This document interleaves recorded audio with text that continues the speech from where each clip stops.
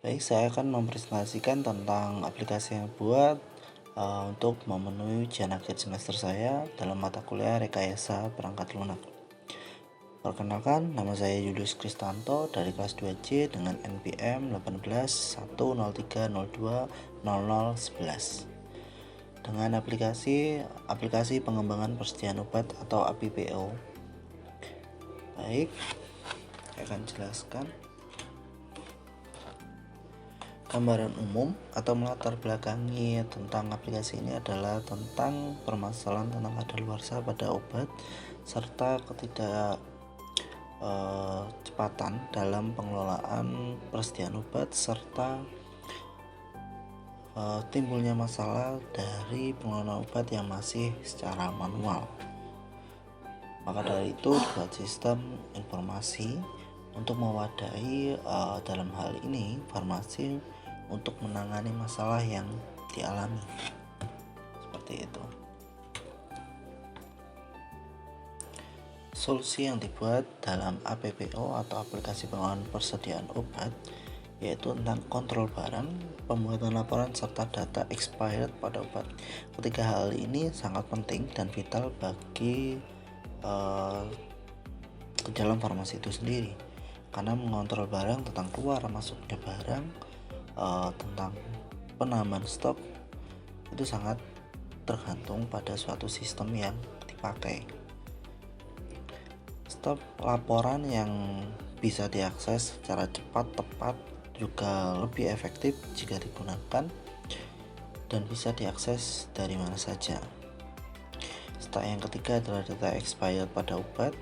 Ini memudahkan kita dalam pengecekan dalam sistem farmasi itu sendiri, yang mana farmasi atau apoteker biasanya kesulitan untuk mencari banyaknya obat serta data expirednya kapan, sehingga untuk meminimalisir tentang adanya retur serta barang yang sudah kadaluarsa.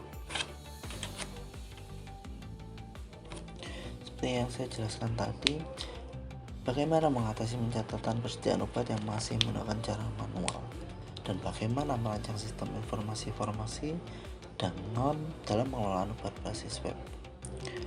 Masalah yang timbul ketika kita masih memakai cara lama dengan memberikan catatan dan merekap resep obat di dalam sebuah buku besar seperti itu, dalam hal ini masih manual,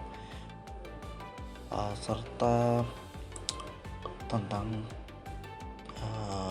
selain tentang itu juga bagaimana kita mengecek persediaan obat itu sendiri juga menjadi masalah apabila tidak didorong dengan sistem yang baik, karena dengan buku saja kita tidak bisa menyelesaikan berbagai masalah. Bahkan dalam buku itu membuat banyak masalah seperti stok obat, data laporan, serta expired yang berdekatan. Ini sulit untuk kita bergerak lebih cepat untuk mengatasi itu. Maka dari itu dibuat sebuah sistem informasi farmasi dengan tujuan yang saya jelaskan seperti tadi. Ini sistem lama pasti membutuhkan banyak waktu untuk mengecek, untuk menulis, untuk merekap seperti itu. Sulit mengetahui keterangan yang mendekati tanggal kadaluarsa karena kita harus mengecek manual satu persatu obat. Padahal yang kita tahu dalam satu apotek atau satu segi farmasi itu banyak sekali jenis obat dengan obat yang sama pun dengan pabrik yang berbeda, itu masih sering ada karena supaya beda seperti itu.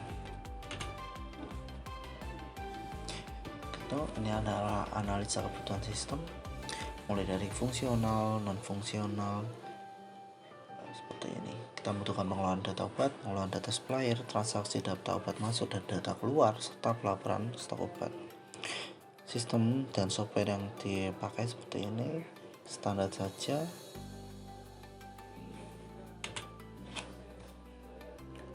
Analisa kelayakan sistem. Secara teknis, sistem ini harus mengakomodir bagaimana bisa menjalankan pengelolaan obat, supplier, transaksi data obat, transaksi. Hal itu untuk meningkatkan kualitas. Secara kelayakan ekonomis, kita harus menekan bagaimana biaya untuk membuat aplikasi ini sehingga bisa dipakai dan bisa berguna seperti itu.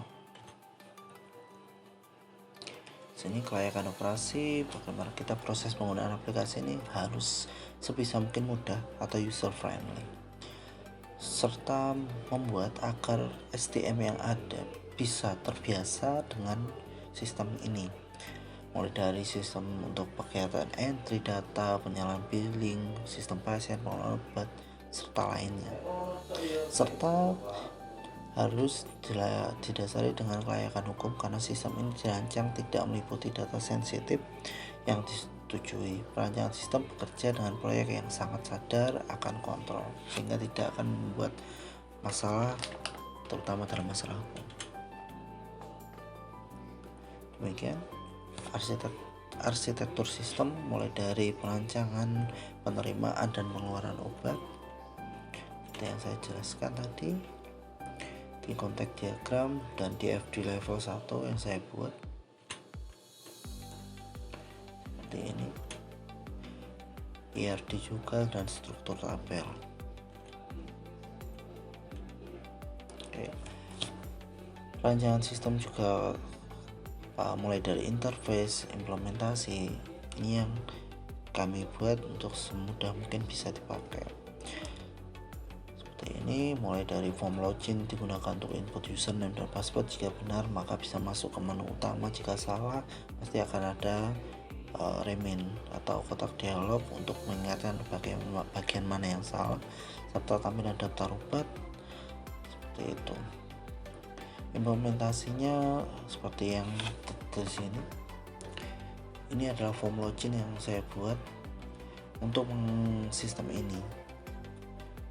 Kita pakai username dan password untuk keamanannya, serta kita masuk di sini untuk produk, kategori, sebagai jenis-jenis obat untuk ditransaksikan serta dilihat, dan ini menu penerimaan obat serta juga di fasilitas tambah data, penerimaan, view, edit dan delete data. Oke. Jika ada pertanyaan yang harus saya jawab, pendapat saya tentang mata kuliah rekayasa perangkat lunak, serta misalkan penerapan terhadap masalah sekitar saya saat ini, dan seperti itu. Mata kuliah rekayasa perangkat lunak mempelajari tentang bagaimana membangun sebuah atau suatu perangkat lunak dari karakteristik, model, proses, serta melakukan tahap analisis. Itu yang terpenting juga, perancangan dari awal sampai sistem itu harus selesai, implementasi, pengujian dan pemeliharaannya. Dalam hal ini saya membuat aplikasi pengelolaan persediaan obat, di mana saya harus merancang perangkat lunak itu dari awal dengan karakteristik, proses, analisis, bagaimana ini dari awal dibangun, perancangan, implementasi. Harapannya sistem yang kita buat dari awal kita rancang serta kita implementasi, kita uji juga, kita serta pemeliharaannya itu benar-benar dari awal sampai akhir benar-benar berjalan sesuai rencana, berjalan sesuai kebutuhan serta tujuan yang ingin dicapai. Dalam ini saya mengambil persediaan obat karena di sekitar saya bekerja di sebuah klinik di mana masih banyak terjadi obat-obat yang over atau expired sehingga merugikan. Harapannya ketika obat ini dibuatkan sistem informasi, harapannya mulai dari pendataan, mulai dari juga pengeluaran obat, stok juga ini terkontrol, serta laporannya bisa diakses kapan saja dan di mana saja secara real time, juga transaksi juga secara real time, sehingga meminimalisir terjadinya over atau expired pada obat tersebut. Demikian penjelasan saya tentang aplikasi yang saya buat.